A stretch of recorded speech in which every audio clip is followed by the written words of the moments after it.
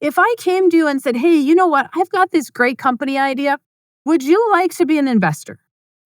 You're going to check that out and you're going to go, yep, you're a good company. You have good people behind you. Have some history behind you. Yep, we're going to invest in your company. And then I share profit with you.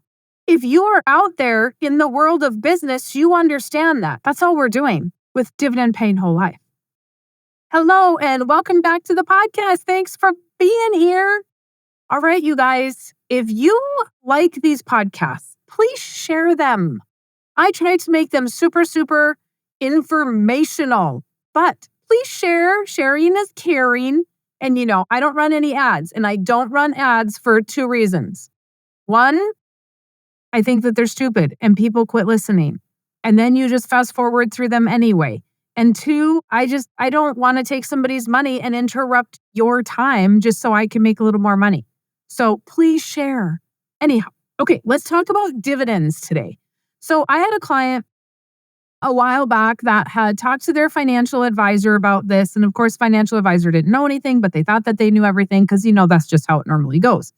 Anywho, their financial people had said, well, we've never seen a dividend paid through a life insurance company. I don't even know how to answer that in all reality because it's such an ignorant comment. What do you mean you've never seen one paid? That just clearly means you've never actually seen anything with a mutual dividend paying company. These companies are almost 200 years old. The company I write with, a company that's 137 years old, 147 years old. I don't know. I write with a couple other ones. I don't know how old they are. They're over hundreds as well. And so you've got these companies that have paid dividends for 146, 147 years, 131 years. And then you have people saying, oh, we've never seen a dividend being paid. What? That is the whole point of becoming your own banker.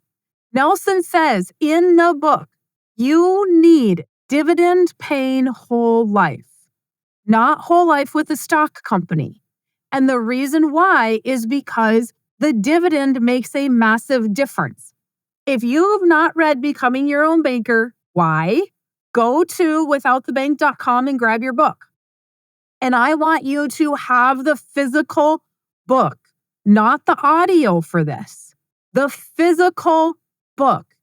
And it's no different than my book. You have the audio, you can't see the numbers, and I can tell when I have a meeting with you that you didn't look at the numbers.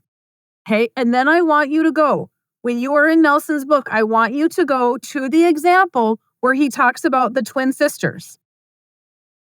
The twin sisters example is on page 45. Okay. That whole chapter starts on page 41. Now your book there was a new release since I got my book. And so the pages might be off. One or two. Okay. So in my book, it's page 41 and then page 43, 45. In that example, you read it and pay attention to what is happening. The difference is he's comparing to a CD versus a whole life insurance policy paying dividends. This is actually significant right now because of the fact that people now know what a certificate of deposit is, right? Up until a year ago, the younger generations didn't know what a CD was. Now CDs are paying a little bit better and people are familiar with them again. And so what is the difference in that chapter is that the whole life insurance policy long-term has a better effect than the CD, and Nelson kept everything the same. Everything else was exactly the same. Why did the life insurance policy exceed the CD? Because of dividends. We are owning part of the company when we buy a life insurance policy with a mutual dividend paying company. We own part of the company. If you have a policy with the company I have a policy with, we own that. We own that baby together. And when the company makes a profit, they share that in the form of a dividend. Once a dividend is declared, it cannot be taken back. So once it is given to you, they can't come in later and say, hey, I'm going to take that.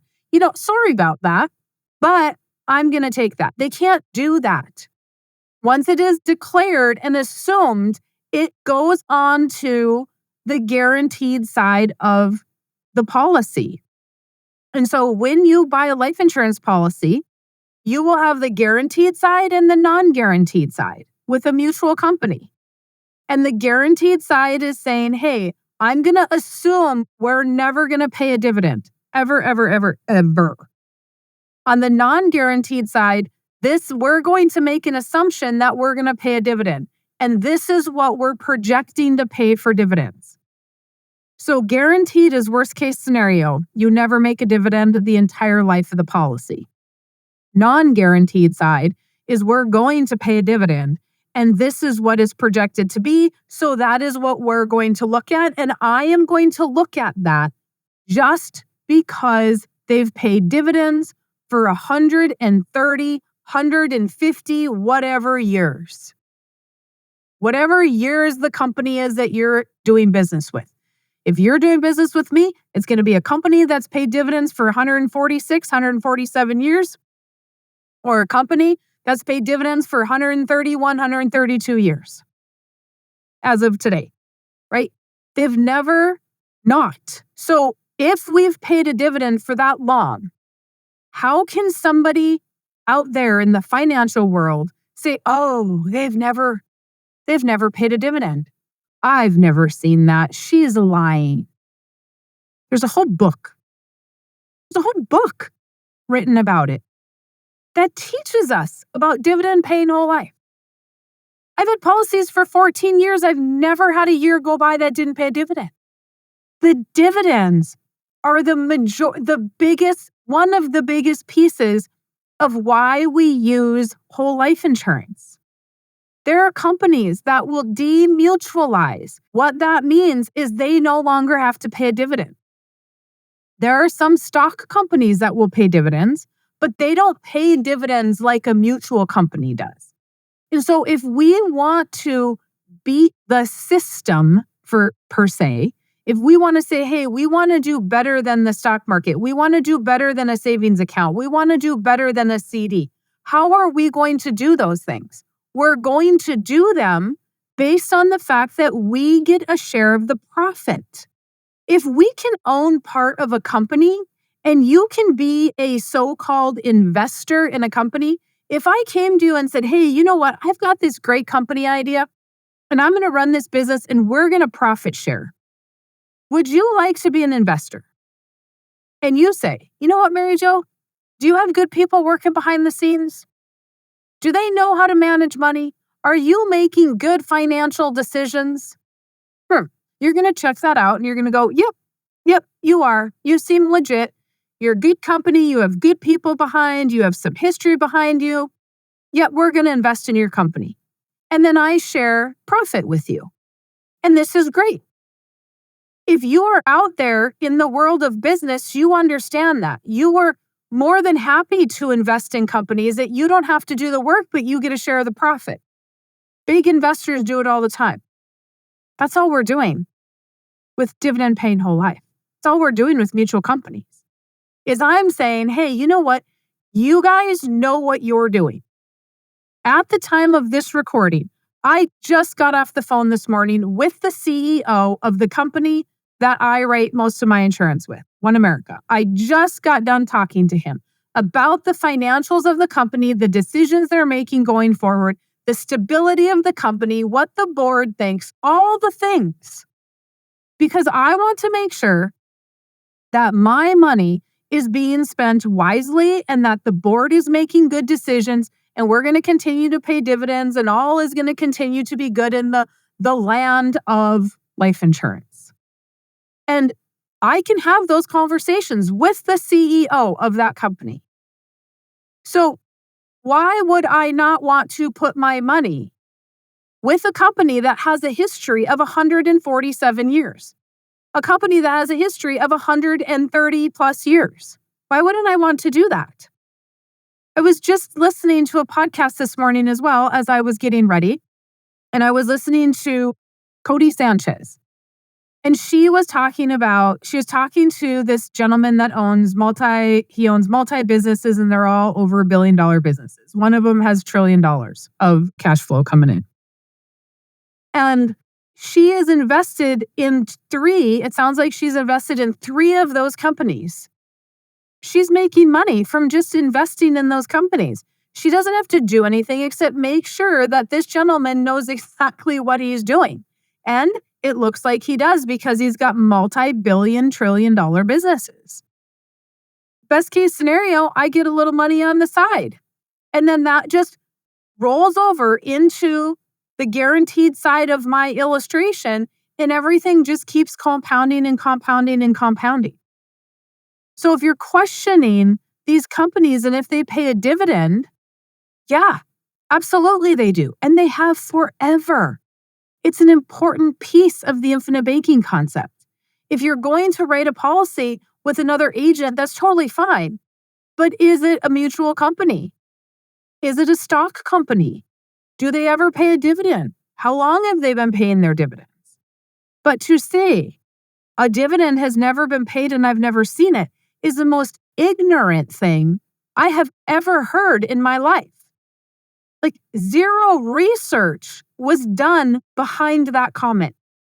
Zero. Because if any research was done, they would have seen that. I've never had a client call me and say, well, you said they were going to pay a dividend and they never did. That's extremely important.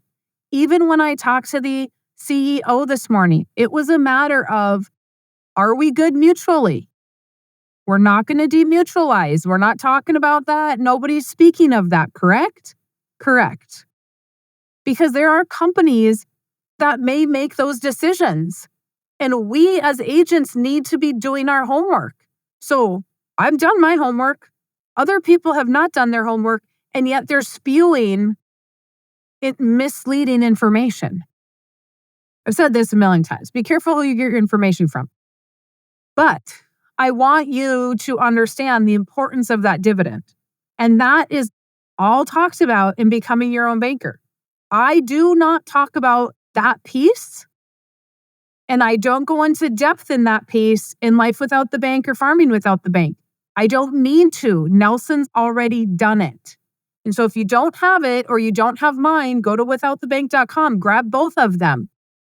Do not, for the love of Pete, do not just buy the audio and think you're going to get everything.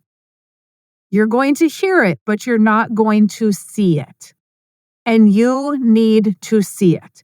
If I said, hey, you know what? I have this great car for you. It's going to be the most amazing vehicle ever. And this is what it looks like. And we've got leather seats. And I've described the whole thing, but you didn't get to see it. You didn't get to touch it. You didn't get to feel it. Are you going to be okay with it? Probably not. Probably not. You're going to want to be able to experience it, right? Even somebody that is visually impaired is going to want to probably sit in that new vehicle and make sure that it is comfortable for them as a passenger. They get to smell it, right? They get to experience the ride. You're not experiencing any of that through audio. I did an audiobook. I'm glad that I did an audiobook as a refresher tool, but it is not the learning tool. Get the hard copies. Okay, you guys know where I'm at. Mary Jo at withoutthebank.com. Grab your books, set up your appointment. Let's visit. Let's see if this is for you. And then we'll go from there. You guys have a fantastic rest of your day.